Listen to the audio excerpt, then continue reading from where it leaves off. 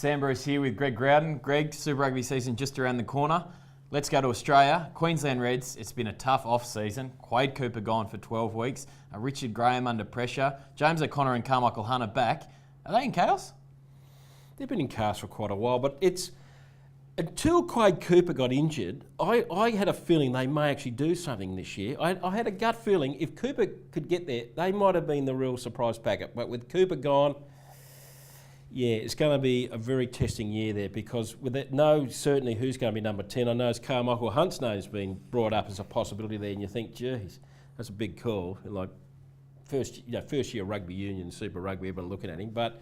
They are desperate times here, and they have been desperate times for a while, because you are right, Richard Graham has been under pressure. I am surprised he's still there, to be honest, but he's there. O'Connor's important. It's going to be interesting to see what happens there, just where he positioned, because already Checker's made the point that he wants him playing in the back three. Will Checker get his way here? Because I can't see them having any alternative but to play O'Connor at 10. It's just going to be attrition rate. So without a Cooper, yeah, I think it's not going to be much of a year for him. I tell you one player I'm excited to watch is Adam Thompson. Been away a couple of seasons in Japan. Fantastic player with the Highlanders for a number of years. I think about 28 tests for the All Blacks. That's a hell of a signing. Yeah, an underrated All Black. You know, he had some terrific games against the Wallabies. I remember one in Wellington. He had an absolute steamer. You are right.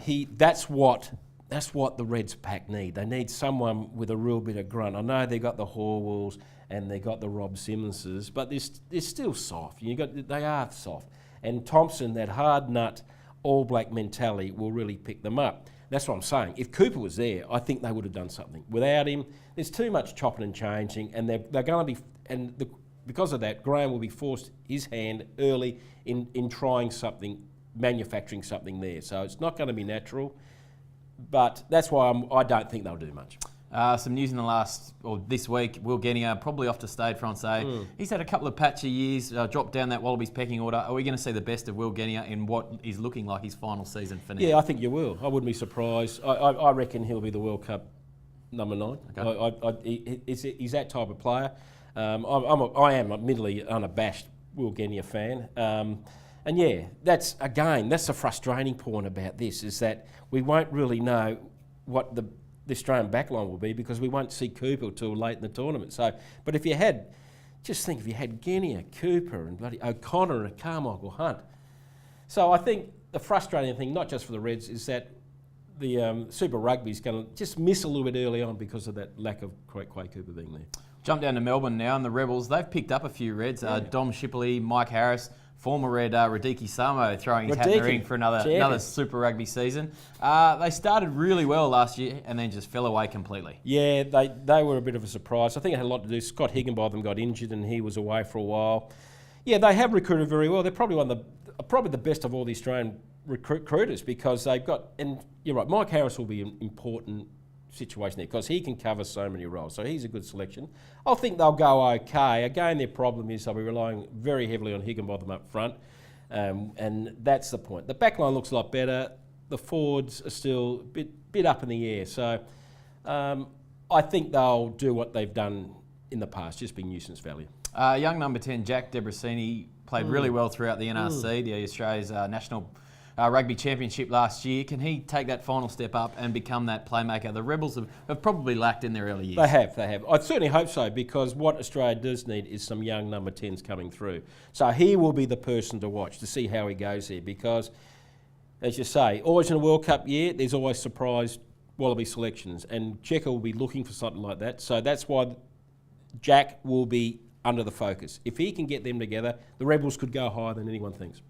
Back up now to Canberra and the Brumbies. Another year under Stephen Larkham. Their attack certainly improved from where it was under Jake White.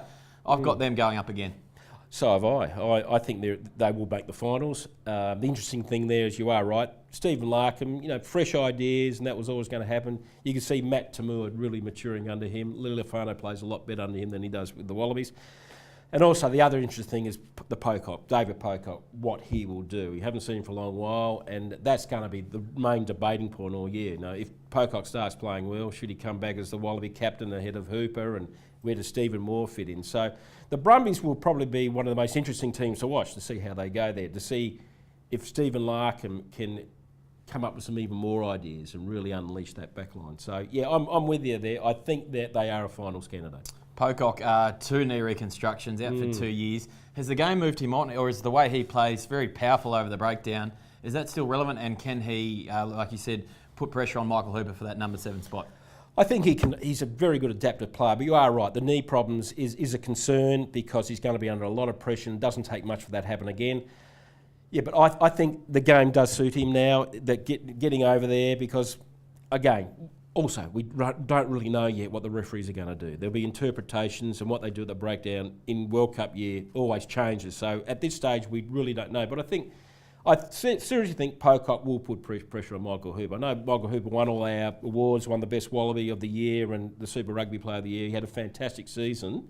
But you could see even last year that he was slightly tapering off near the end of the year. And we really do need Pocock and Hooper working together, alternating, as they did the old days with Smith and War, where you have half or something like that and give Australia great impact. And of course, opposition teams don't like going to Canberra on those freezing winter nights. No.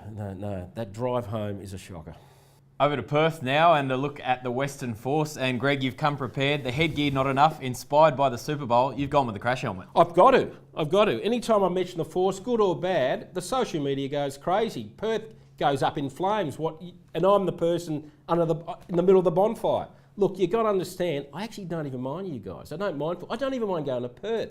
But I want the Force to really get fair dinkum and get real with themselves and keep building up and up. It's no longer time to be also-rans. You've played well, you've got to improve. And the big question this year, can you do without Matt Hodgson? Matt Hodgson's not going to be there for quite a while. So it's up to quite a number of people in that organisation to pick up the slack. Can they do it? Yes, Matt Hodgson gone for the first 8 weeks of Super Rugby. He and Ben McCalman, geez, they carried that side really last year. Did they? What? It's a massive loss. Well, you're right. Hodgson is the real scrapper. And, the Force should pay whatever they want for him because he just keeps it going, as does McCalman. Another good person there is Mathewson. I think Mathewson had a great year last year. And you notice when he left, it all sort of slackened off. And the point is that, you hear the Force saying, we've got Nick Cummins this year. Mate, that's great. Terrific for, social media and silly statements. But there needs to be more players standing up there. And that's why I've frustrated him for so long. And, small town mentality is great, but you got to be consistent. And I just think this year, without Hodgson, could be a real struggle. Attack's been a real problem of theirs the last few years. Probably improved a little bit last year. Can they go up again on that?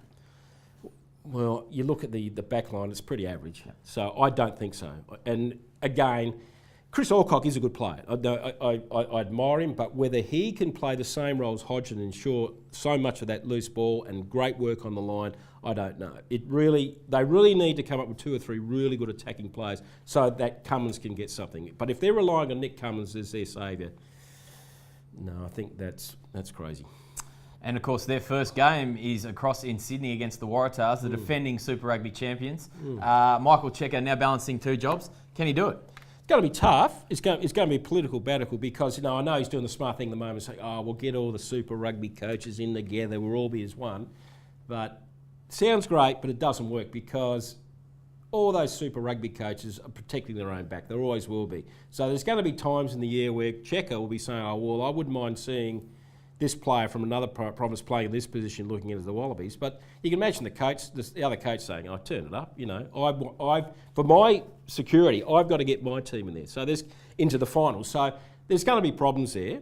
It's going to be interesting. Checker's got the strong will to do it, but it's going to be tough.